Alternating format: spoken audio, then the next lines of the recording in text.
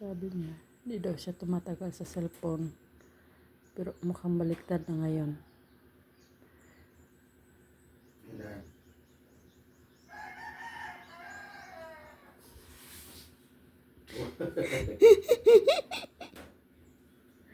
Ang sabi mo, hindi ka tumatagal sa cellphone.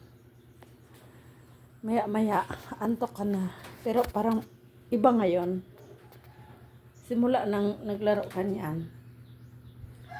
Parang hindi ka na inaatake ng antok masyado.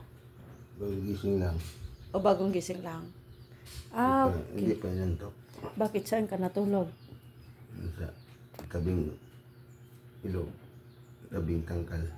Agoy, Kaya pala gising siya. Kasi nakatulog na pala siya. Sabi ko hindi. Good. Timpla na lang akong kape.